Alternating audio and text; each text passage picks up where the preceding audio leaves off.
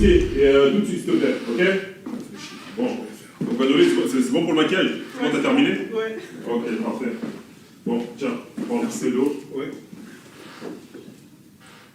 Bon, là, t'as tous tes dossiers qui sont déjà prêts. Ouais. Ok, bon, ça tourne, il faut qu'on aille vite, les gars. Allez, 3, 2, 1, silence, s'il vous plaît, ça tourne, action.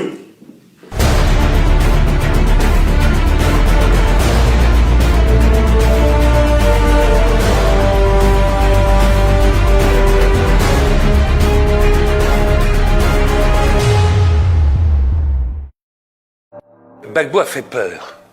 Et c'est pour ça que je ne comprends pas. Très franchement, je me dis, si quelqu'un comme Gbagbo, à cause de ce qu'il a fait, est devant la Cour pénale internationale de La Haye, à mon avis, tous les chefs d'État africains doivent y être.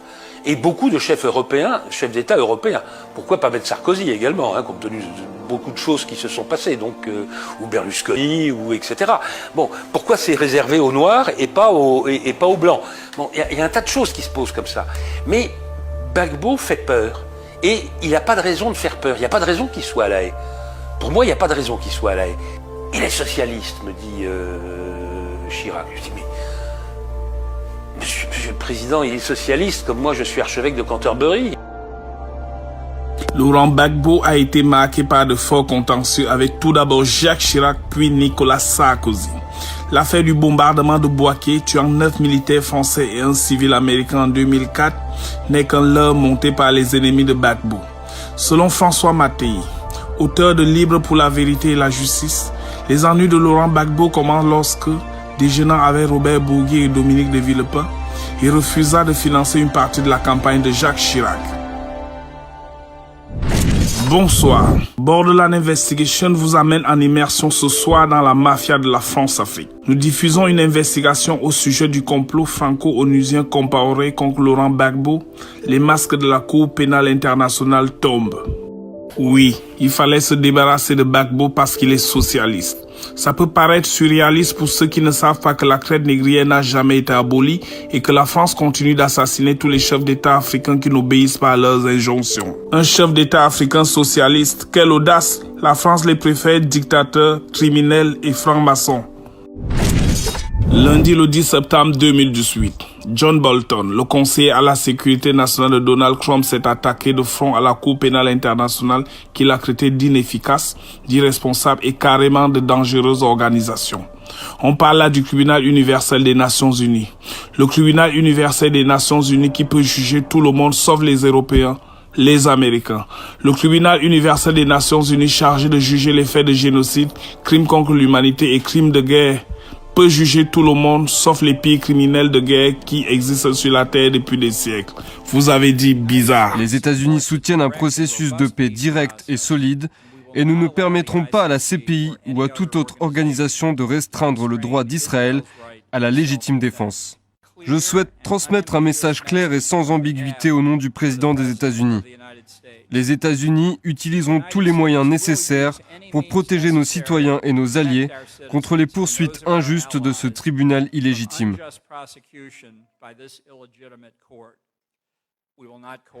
Nous ne coopérerons pas avec la CPI, nous n'apporterons aucune assistance à la CPI et nous ne rejoindrons certainement pas la CPI. Nous laisserons la CPI mourir seule.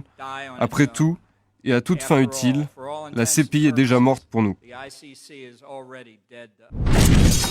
Comment peut-on expliquer à l'opinion internationale que George Bush et son armée de Yankees, qui ont détruit toute une sous-région sur la base d'un mensonge, avec pour leitmotiv de s'accaparer des matières premières de l'Irak, ne soient pas poursuivis par la Cour pénale internationale? D'autre part, comment comprendre que Nicolas Sarkozy et l'OTAN qui ont financé la destruction de la Libye et l'assassinat de Kadhafi, parce qu'il avait eu l'outrecuidance de créer une monnaie et une banque africaine, ne fassent même pas l'objet d'un semblant d'enquête de ce tribunal corrompu et ségrégationniste? Le 8 janvier 1454, l'Église catholique et le pape Nicolas V créent et autorisent l'esclavage et la traite négrière. Des dizaines de millions d'êtres humains sont vendus comme des marchandises pour aller travailler sur les terres que les Européens ont arrachées aux Amérindiens, préalablement et soigneusement exterminés. L'Église catholique ira jusqu'à exploiter la malédiction de Noé sur la descendance de son fils Cam.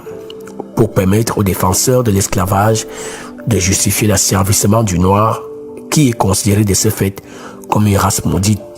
Après l'esclavage, les Européens vont créer la colonisation, c'est-à-dire l'esclavage sous une forme moderne. La colonisation consistait à faire croire aux Africains que les Occidentaux ont une race et une culture supérieure. Certains poètes des Lumières nous démontreront que la race blanche est la race de Dieu, la race de Jésus-Christ, et que Satan et les démons sont des races noires, comme l'illustre si bien Voltaire dans son traité de métaphysique.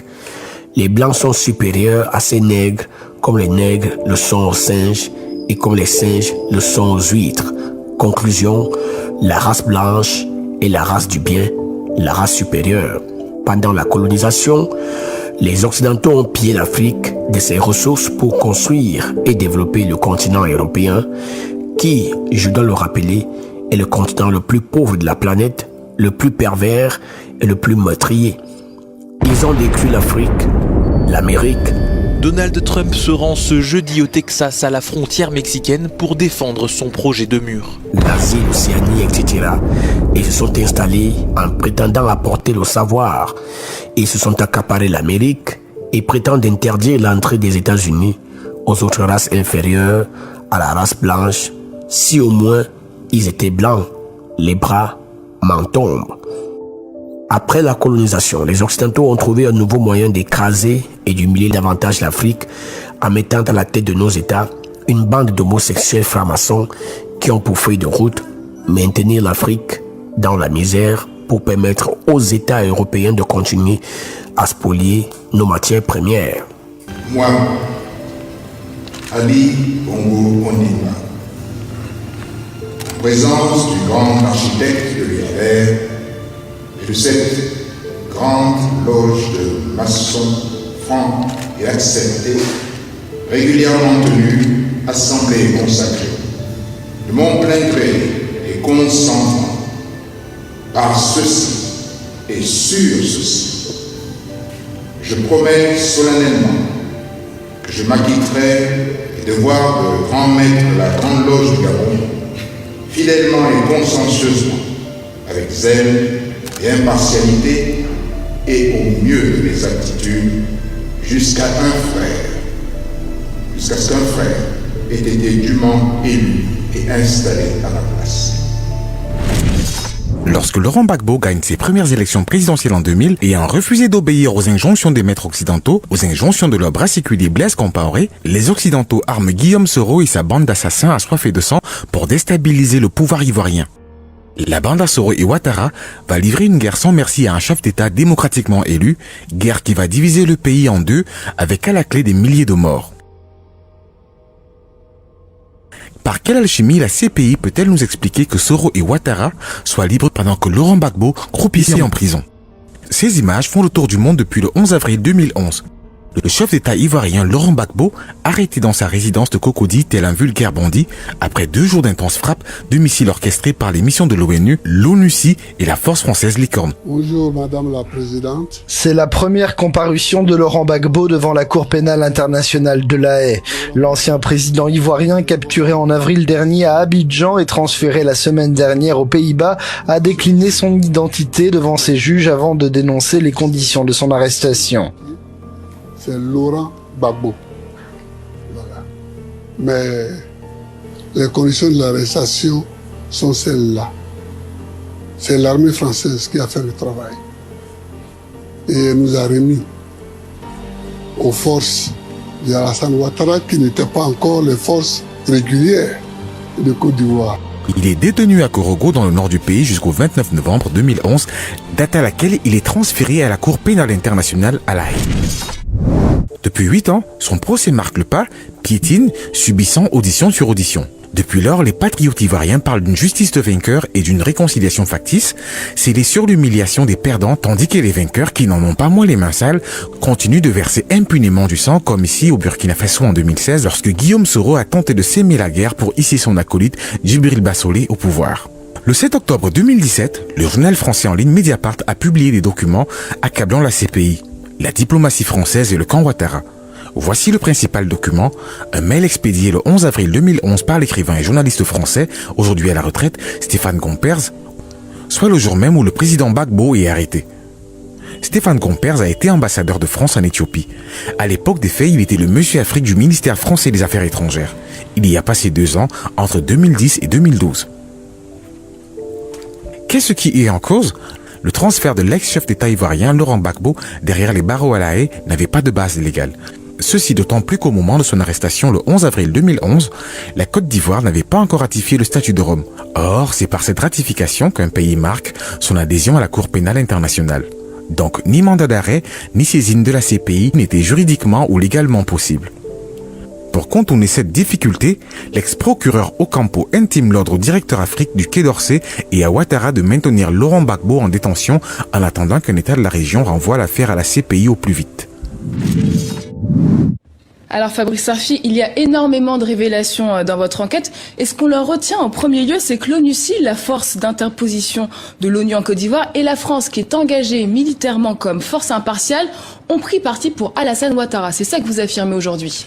Oui, non seulement ils ont pris parti, ce qui a déjà été documenté par de précédentes enquêtes, mais on voit que la Cour pénale internationale, la justice internationale, qui se doit d'être impartiale et indépendante, a été en quelque sorte l'instrument juridique, le bras armé judiciaire consentant d'une opération qui a des airs de France-Afrique, d'éloignement de celui pour lequel, notamment une puissance comme la France, n'avait pas pris parti, quitte à monter hors de toute procédure légale, hors de toute compétence, hors de toute saisine, la désignation d'un homme pour l'envoyer devant la CPI qui juge, je le rappelle, les génocides, les crimes contre l'humanité et les crimes de guerre. Et pourquoi ce parti pris pour Alassane Ouattara contre Laurent Gbagbo ? Il est de notoriété publique que Nicolas Sarkozy, le chef de l'État français à l'époque, est un intime d'Alassane Ouattara. Lui-même, Nicolas Sarkozy, a, dans un livre qui a été publié par des confrères, qui était titré « Ça reste entre nous un », chez Flammarion en 2014, a fait un aveu sidérant, sur lequel il y a eu d'ailleurs peu d'écho, je trouve. Il a dit « Nous avons délogé Laurent Gbagbo et nous avons installé Alassane Ouattara ». C'est-à-dire que c'est une puissance étrangère, la France, qui, comme au beau vieux temps des réseaux Focard et du général de Gaulle, a fait la partition d'un pays et a décidé de son avenir au mépris de sa souveraineté et de la nation. Et donc dans votre enquête entre en scène la justice internationale. Et là c'est le cœur, la Cour pénale internationale, c'est là le cœur de votre enquête. La CPI et son procureur Luis Moreno Ocampo auraient agi sous influence française contre Gbagbo. Vous employez même le terme manipulé, c'est un mot fort.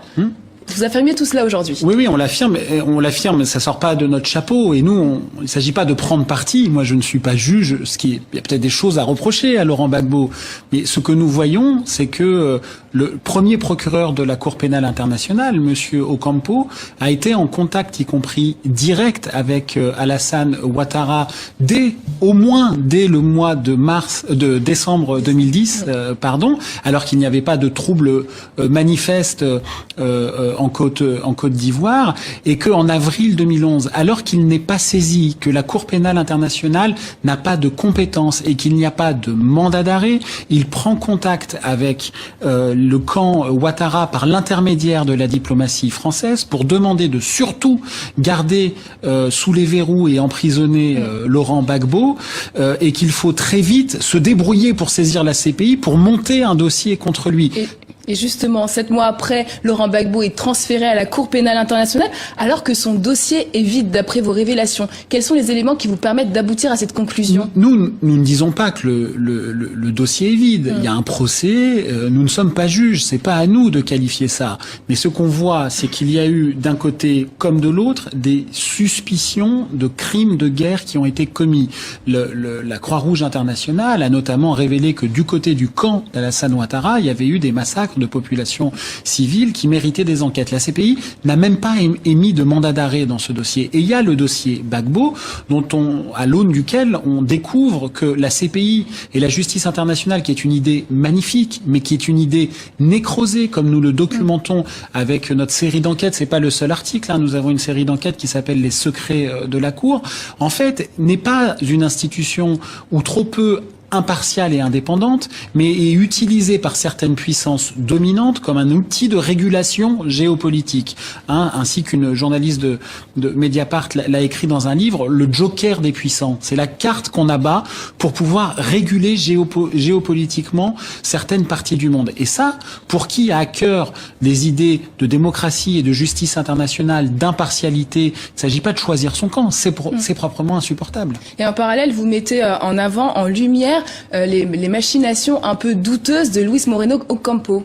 Oui, depuis vendredi dernier, donc c'est Mediapart qui a obtenu 40 000 documents sur le fonctionnement de la Cour pénale internationale que nous avons partagé avec une douzaine de médias européens, parmi lesquels le Spiegel en Allemagne, El Mundo en Espagne, le Sunday Times en Angleterre, le Soir de Bruxelles et bien d'autres. C'était le consortium avec qui nous avions fait les Football Leaks, qui avait beaucoup fait parler à l'époque. Nous montrons les dysfonctionnements majeurs de la Cour pénale internationale sur un certain nombre de dossiers et de son premier procureur, son procureur fondateur en quelque sorte, Monsieur Ocampo, qui a été à la tête du parquet de la Cour pénale internationale de 2003 à 2012, et nous avons notamment révélé que Monsieur Ocampo, pendant qu'il était procureur, avait des sociétés offshore dans les pires paradis fiscaux du monde, que ce soit au Panama ou dans les îles Vierges britanniques, ce qui là entre aussi en contradiction avec les statuts du procureur. Ou comment, dès qu'il a quitté la CPI, lui qui était censé défendre l'honneur de la justice internationale sur des génocides et des crimes contre l'humanité, s'est mis à conseiller de potentiels criminels de guerre pour empêcher qu'ils se retrouvent devant la CPI. C'est notamment ce qu'il s'est passé pour le Kenya avec M. Kenyatta ou avec la Libye et le maréchal Haftar. Et il y a une question sur les partisans de Guillaume Soro et les rebelles pro-Ouattara. Ils ont été épinglés plusieurs fois par des organisations de défense des droits de l'homme et aujourd'hui ils ne sont toujours pas inquiétés, voire même dans votre requête vous parlez du fait qu'ils sont protégés. Alors, en tout cas, on n'a pas utilisé le mot protégé, on a utilisé le mot épargné. De fait, les mots ont un sens, ils sont judiciairement épargnés. Et on voit bien qu'il y a eu une intrication, une complicité entre la CPI et Alassane Ouattara, quand même, ce procureur Ocampo qui discute avec l'une des deux parties prenantes, qui demande à ce que l'une des deux parties prenantes d'un conflit, d'une guerre qui est née d'un conflit électoral, maintienne en détention le chef de l'État, qui est quand même le chef d'un État souverain, alors qu'il n'est pas saisi. Ça pose de très lourdes questions. Et dans le même temps, le camp Ouattara, qui est, d'après, je redis, la Croix-Rouge internationale, qui serait susceptible d'avoir commis des crimes de guerre, lui, n'est pas poursuivi. Donc, vu objectivement, factuellement, la situation paraît être totalement déséquilibrée, avec encore une fois une CPI qui est utilisée comme un outil de régulation géopolitique. Et une dernière question rapidement, en plein procès de Laurent Gbagbo, est-ce que vous pensez qu'aujourd'hui l'actuel procureur Fatou Bensouda aura plus d'éléments contre Gbagbo que son prédécesseur ? Ah ça je sais pas, mais le dossier est déjà fait.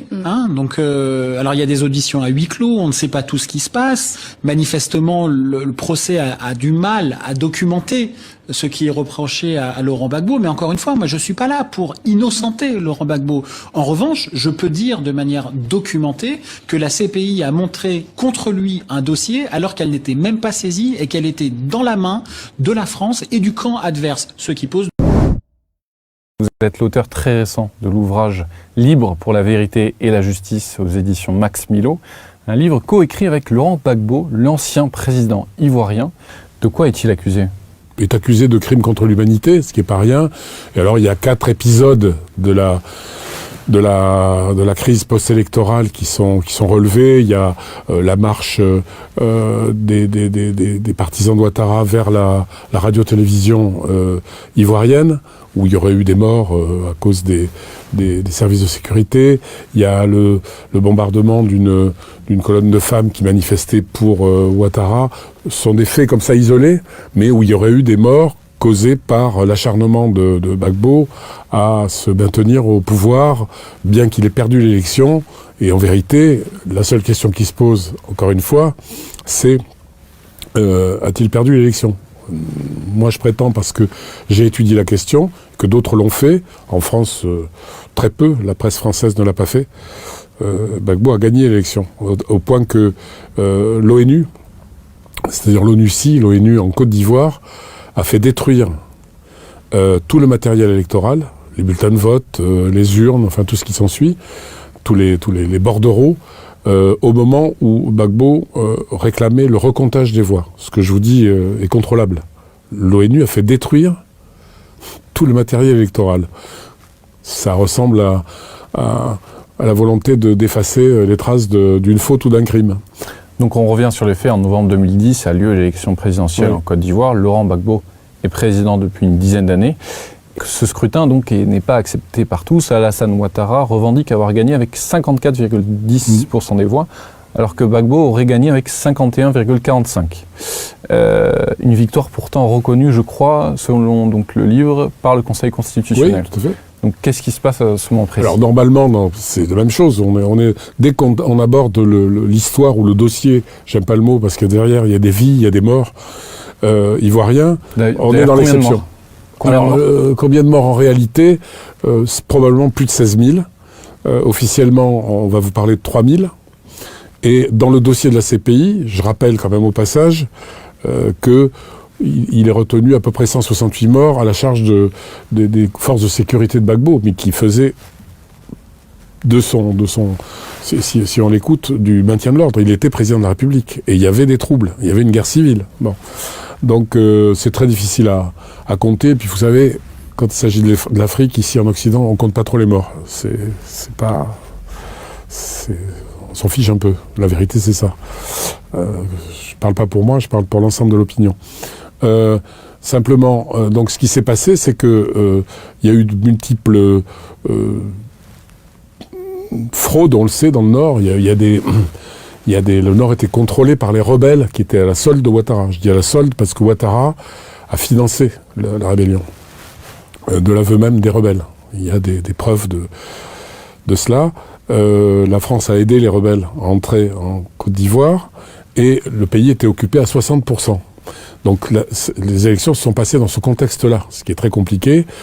Il y a eu donc des bureaux de vote où la totalité du scrutin allait à 100% à M. Ouattara, ce qui veut dire que même l'assesseur de Gbagbo qui était sur place, celui qui était chargé de contrôler la validité des votes, aurait voté Ouattara. Enfin bon, il y a eu de multiples fraudes. À l'arrivée, surtout, ce qu'il faut retenir, c'est que au second tour, donc quand M. Ouattara et M. Gbagbo restent face à face pour gagner l'élection, au second tour... Selon Laurent Gbagbo, Ouattara serait troisième, d'ailleurs. Oui. Après le premier tour, il est troisième. Mais c'est pas selon Gbagbo, selon M. Bédier, qui était l'allié de Ouattara. Bon, selon M. Bédier, allié de Ouattara, M. Ouattara était troisième. M. Bédier, c'est le patron du plus grand parti, du plus vieux parti en Côte d'Ivoire, le PDCI, créé par Houphouët-Boigny, c'est le parti le plus ancien en Côte d'Ivoire. Il représente beaucoup de voix. Et lui-même a dit, publiquement, que Ouattara était troisième. Bon, donc, surtout, ce qui s'est passé, c'est que il y a eu des pressions de la France, notamment pour que M. Bédier se désiste en faveur d'Ouattara, ce qui s'est fait. Et au second tour, quand le scrutin était terminé, tout le monde était d'accord, y compris les partisans d'Ouattara, y compris l'ONU. Il y a des déclarations claires pour dire qu'il y avait eu moins de participants qu'au premier tour. Et on calculait qu'il y avait environ 70-71% de participants, de votants. Et il s'avère que quelques heures après, quand les résultats ont été proclamés d'une façon assez extraordinaire, au siège du parti de M. Ouattara, du candidat, par un monsieur qui s'appelait M. Bakayoko, qui était patron de la commission électorale, encadré par l'ambassadeur des États-Unis et l'ambassadeur de France, c'est particulier, avec une seule chaîne de télévision pour retransmettre l'événement, c'était France 24, qui est une chaîne d'État française. Tout d'un coup, on s'est retrouvé avec 83% de participants. Donc il y a environ 12% qui se sont ajoutés à un moment donné. Et disons que, pour parler clair et cru, la magouille est là. C'est-à-dire qu'on a bricolé le scrutin. Et je vous dis, peu de gens vous en parleront, parce que le matériel électoral a été détruit. Donc on n'a pas pu faire de recomptage. Ce qui s'est fait, par exemple, en Haïti, à la même période, sous l'égide de la Fédération des États américains, il y a eu un litige électoral et celui qui était arrivé numéro 3, après un recomptage, est devenu président d'Haïti. Donc ce qui prouve qu'un recomptage vaut mieux qu'une guerre. Nous, on a préféré envoyer l'armée française pour régler le problème. Donc il est clair que c'est un coup monté pour se débarrasser de lui, et c'est tout. Donc la Cour pénale internationale est une justice uniquement pour les vainqueurs en Afrique ou dans les Balkans? Bah, surtout en Afrique. Non, les Balkans non, puisque la CPI n'existait pas au moment des affaires de la Yougoslavie, si vous faites allusion à cela. Ils ont dépendu du TPI. Bon. Mais la CPI, quand elle s'est... J'ai rencontré les Serbes, moi, quand j'allais en prison. C'était les seuls blancs, d'ailleurs. Hein. Parce qu'aujourd'hui, il n'y a plus que des Noirs qui commettent des crimes contre l'humanité. Il n'y a que des Noirs, c'est connu. C'est une douche froide. La preuve irréfutable d'une collusion entre le procureur et la Cour pénale internationale, Luis Mourinho Ocampo. La diplomatie française et Alassane Ouattara au lendemain de la crise post-électorale en Côte d'Ivoire. Elle relève que Laurent Gbagbo est la victime d'un montage politico-judiciaire ourdi par cette triade aux airs de justice des vainqueurs et une France-Afrique triomphante. Si elle n'est pas la première révélation, elle pèse d'un poids considérable comparée à la sortie de Nicolas Sarkozy dans son livre « Ça reste entre nous » paru en 2014. Nous avons délogé Laurent Gbagbo et nous avons installé Alassane Ouattara. Il faut préciser que c'est Nicolas Sarkozy qui a célébré le mariage entre Ouattara et Dominique Nouvian en octobre 1990 alors qu'il était maire de Neuilly. Depuis les révélations de Mediapart, des articles parus dans certains médias visent l'ancien procureur de la CPI en se fondant sur les 40 000 documents y compris les courriels privés et s'intéressent à des transactions financières privées de M. Ocampo. La Cour dit ne pas être au fait de cela. Officiellement, Luis Moreno Ocampo a toujours défendu l'impartialité de la CPI, comme dans cette interview sur la chaîne Al Jazeera. But the SEC is impartial. We have no affiliation, so we are not involved in any national competition for power. This is not our business. Our business is to define a clear limit. Mais ces documents confidentiels disent le contraire. Le 1er décembre 2011, quelques jours après avoir accompli sa manœuvre de connivence avec la France et le camp Ouattara, il est remplacé par Fatou Bensouda, l'ancienne ministre de la Justice de Gambie. Une négresse de service qui démontre parfaitement depuis 8 ans sa capacité à faire allégeance à ses maîtres. Elle n'a pas dénoncé le montage et s'y investit comme son prédécesseur non africain à maintenir Laurent Gbagbo en prison, pourtant atteint, semble-t-il, d'arthrose, de tension artérielle et de rhumatisme. Pour son acharnement à fabriquer des bases pseudo-légales pour juger le président Laurent Gbagbo, la CPI a confirmé ce qu'on pense d'elle, un instrument politique et raciste au service des puissances occidentales qui s'en servent pour dominer le continent africain et s'y abreuver abusivement en toute liberté, en toute impunité. Le problème, c'est que la CPI n'a pas su faire son travail. Les zélateurs de la CPI ont toujours dit la CPI créera un monde meilleur. On voit bien que la CPI ne crée pas un monde meilleur, elle n'a jamais arrêté un conflit, elle aurait pu se légitimer en faisant un vrai travail, et un vrai travail d'investigation, et un vrai travail de vérité des faits, et là, si elle avait fait vraiment ce travail-là, elle aurait pu jouer un rôle dans la réconciliation post-conflit. Mais comme elle ne fait pas son travail, et qu'elle ne fait pas son travail judiciaire, tout simplement, elle ne cherche pas la vérité, elle prend juste des documents, des ONG, parfois même des médias, parfois même des partis en conflit. Donc ça ne peut pas aller. Elle ne fait aucune... vous avez aucun expert sérieux qui travaille pour la CPI. Donc vous ne pouvez pas avoir de vérité. Si vous n'avez pas de vérité, vous n'avez pas de justice. On le sait, l'institution judiciaire n'est ni indépendante ni neutre concernant les affaires relatives au continent. Elle a joué le dangereux jeu de déclencher un incendie et de venir l'éteindre avec des litres d'essence. La révélation de Mediapart prouverait, si besoin est encore, des pratiques extrajudiciaires d'une cour susceptible de répondre aux ordres et à être perméable aux influences et capable d'instrumentaliser son pouvoir extraterritorial pour servir non pas la justice mais des intérêts. Décoloniser. Mais nous, on a des grands combats à mener. Et les grands combats que nous avons à mener, ce n'est pas pour se venger des gens, c'est pour au moins être homme aussi, comme les autres. C'est ça qu'on appelle la dignité. Que quand tu passes, il faut qu'on sache au moins que c'est un homme qui passe. C'est tout. C'est tout ce que nous voulons. C'est tout ce que nous recherchons. On ne cherche pas à dominer ceux qui nous ont dominés hier, à nous venger d'eux, à faire ceci. Non, non, non. On veut qu'on reconnaisse que nous sommes des hommes au même titre que les autres. En 2002, alors que le vieil opposant socialiste Laurent Gbagbo est au pouvoir depuis moins de 2 ans, une rébellion armée éclate en partant du Burkina Faso voisin. La France coupe le pays en deux, parraine des négociations difficiles, en penchant toujours du côté de leur allié et inspirateur Alassane Ouattara, ancien directeur général adjoint du FMI. En novembre 2004, Laurent Gbagbo, l'image est mauvaise, en fait, on voit Guillaume Soro, mais Laurent Gbagbo, c'est pas lui. Laurent Gbagbo lance une opération aérienne pour conquérir le nord de son pays. Les rebelles sont en déroute. Et puis, paf, après 2 jours de frappe, un avion de guerre ivoirien frappe une base de l'armée française, pourtant signalée comme telle. Bilan, 9 soldats français et un civil américain sont tués. Le président de l'époque, Jacques Chirac, tient Gbagbo pour responsable de cette tuerie. En représailles, l'armée française détruit l'ensemble de la petite flotte aérienne de l'armée ivoirienne. On est à 2 doigts de la guerre entre les 2 pays. Mais dans l'ombre, dans un cynisme absolu, les plus hautes autorités de l'État français sabotent l'enquête qui doit mener jusqu'aux assassins de leurs soldats. Les accusations sont très très lourdes dans ce que tu nous dis, Théo. Oui, tout à fait, mais j'ai pu consulter de larges extraits du dossier d'instruction et quand on met bout à bout, certains faits, ils sont tout simplement incroyables.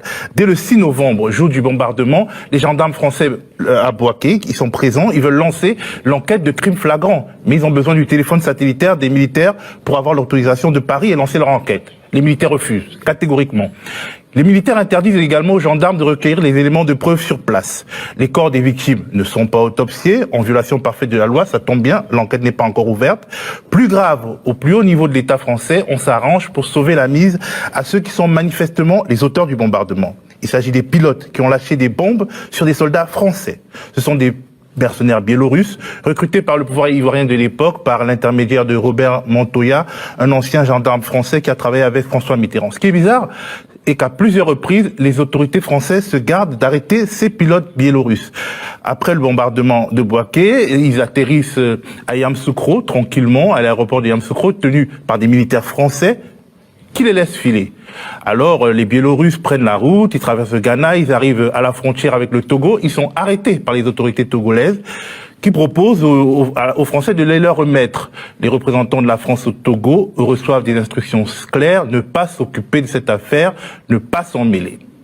Du coup, les Togolais, ils savent pas quoi faire, ils comprennent pas trop bien. Ils libèrent les mercenaires biélorusses qui s'en vont vers le sud, au Bénin. Ils s'y font refouler et à un moment donné, ils repartent finalement en Russie en passant par le Ghana. Si on en croit en tout cas une note de la DGSE, c'est cet épisode togolais qui motive principalement l'initiative de la juge Kéris qui veut, je le rappelle, conduire 3 anciens ministres devant la Cour de justice de la République. Ces ministres, en tout cas les administrations qu'ils dirigeaient, ont permis aux Biélorusses de se soustraire à une arrestation, ce qui est a priori puni par le code pénal d'emprisonnement ferme d'ailleurs. Les chars français autour de l'État d'Ivoire, ça a été une crise dans la crise. Et je vais vous donner ma version des faits. Après donc Bouaké, où il y a eu des morts français, et donc la destruction de nos aéronefs militaires, beaucoup d'Ivoiriens sont descendus dans la rue pour protester contre la France. C'était samedi. Nous avons géré ça jusqu'à dimanche. Et dimanche, quand j'ai vu qu'on pouvait y aller, et le ministre Barnier là a montré de bons signes d'encouragement du côté français, quand j'ai vu le texte qu'il avait produit, nous avons produit un autre texte pour lui répondre, texte que j'ai repris en grande partie dans le discours d'apaisement que j'ai fait dimanche soir. Donc je suis donc passé à la télévision où j'ai fait un discours d'apaisement. Ce discours de dimanche marquait la fin de la première phase de la crise, ce qu'on peut appeler la crise des Sukhoi. Ce discours-là marquait la fin de la crise des Sukhoi. Ce même dimanche, au moment où les gens quittaient donc la rue parce que le calme était revenu, aux environs d'1h du matin, les amis qui étaient venus me voir et avec qui j'avais dîné ce jour-là. Ils n'ont pas pu sortir de chez moi. J'étais en train de sortir, ils ont trouvé 35 chars de combat devant ma porte. 35 chars français. 35. C'est là le début de la deuxième crise qui va culminer le lendemain à l'Hôtel Ivoire. Alors évidemment, les Ivoiriens se sont appelés au téléphone partout. On dit que les soldats français sont venus enlever Gbagbo, tirer sur Gbagbo. Et la rue s'est remplie de nouveau. C'était la crise des chars. Avons-nous dormi ce jour-là? Je ne sais pas. Mais le lendemain, il y avait 120 chars. Ils sont partis d'ici. Mais le lendemain, il y avait 120 chars autour de l'Hôtel Ivoire. Je vous signale que l'Hôtel Ivoire est à peu près 500 mètres ou 400 mètres de mon domicile. Donc pour les Ivoiriens, ces chars ont tenté de m'enlever dimanche nuit et n'ayant pas pu, à cause de l'afflux des manifestants, ces chars se sont retrouvés autour de l'Hôtel Ivoire. Donc les Ivoiriens sont descendus de nouveau dans la rue. À travers l'outil juridique de la CPI, les puissances occidentales, au premier rang desquelles la France, continuent d'éliminer ce qui dérange parce qu'ils aspirent à une authentique libération de l'Afrique plus de 50 ans après les indépendances. Opposant historique, Laurent Gbagbo a promis le multipartisme face au parti unique. Président, il a pris une direction compromettant les affaires et intérêts du clan de la France-Afrique, allant jusqu'à programmer de battre monnaie. Donc Laurent Gbagbo voulait remettre en cause le franc CFA. Bien entendu. Et donc il n'y est pas arrivé, pourquoi en fait? Il n'y est pas arrivé parce qu'on en a empêché. Comment comprendre qu'un litige électoral national, comme on en enregistre partout, qui plus est à la suite d'une campagne que tous avaient jugée exemplaire, ait pu conduire sans que ne soient recomptés les bulletins de vote à une intervention armée sans précédent de la France, ordonnée par le président Sarkozy, qui a outrepassé les résolutions de l'ONU allant jusqu'à bombarder la résidence présidentielle. C'est par la force de l'armée française appuyée par l'ONUCI, parfois mise devant le fait accompli qu'un président, Alassane Ouattara, a été imposé en Côte d'Ivoire, au mépris de la souveraineté des institutions ivoiriennes. En 2015, l'Afrique du Sud a créé la polémique en refusant d'exécuter le mandat d'arrêt international contre le président soudanais Omar el-Béchir, qui séjournait dans le pays à l'occasion d'un sommet de l'Union africaine. Au sommet de l'UE en 2017 à Addis Abeba, la nation arc-en-ciel a annoncé sa sortie de la CPI sur les traces du Burundi. Vivement que ces deux initiatives fassent tache d'huile sur le continent, que l'on se libère et dédramatise la sortie de la CPI. Martin Olo, avocat kényan, militant des droits de l'homme, estime pour sa part que le retrait d'un pays de la CPI n'octroie pas un permis de tuer. Nous prenons acte de la décision de la Chambre d'appel. L'accusation était disposée à accepter la mise en liberté sur certaines conditions. Il s'agit de veiller à ce que M. Laurent Gbagbo et Charles Blé Goudé se représentent devant la Cour sur leur procès devait se poursuivre. L'accusation peut toujours faire appel de la décision du 15 janvier d'acquitter M. Gbagbo et Blé Goudé de graves accusations portées contre eux. À ce stade, l'équipe de l'accusation attend toujours que les juges de la Chambre de première instance communiquent leur décision écrite, accompagnée des motifs juridiques justifiant leur décision d'acquittement. Ce n'est qu'après un examen et une analyse approfondie de ces motifs que mon bureau va décider ou non d'interjeter appel. L'Afrique est-elle vraiment gouvernée par des chefs d'État ou des sous-préfets qui obéissent au doigt et aux injonctions de leurs maîtres francs-maçons de l'Occident? Il n'est pas inutile de rappeler que depuis son entrée en fonction en 2003, la Cour pénale internationale a enquêté dans 10 pays dont 9 en Afrique. Une situation qualifiée de chasse raciale par l'Union africaine. Il faut préciser que lors de l'affrontement entre l'armée ivoirienne et les rebelles financés et soutenus par le Burkina Faso et la France, l'armée régulière ivoirienne les a battus à plate couture à Abidjan. L'armée française et les troupes de l'ONUCI étaient obligés d'intervenir en transportant les rebelles et en les protégeant. Les blindés français iront jusqu'à la résidence de Gbagbo. C'est eux qui ont enfoncé à coups de canon le portail d'Ancré, qui sont entrés et ont ouvert la porte aux rebelles pour qu'ils puissent l'arrêter. Sans l'armée française, il est évident que les rebelles n'auraient pas pu renverser Gbagbo. C'est la fin de ce numéro de Borderland Investigation. Merci à vous de nous avoir écoutés. Bonne soirée et à la prochaine.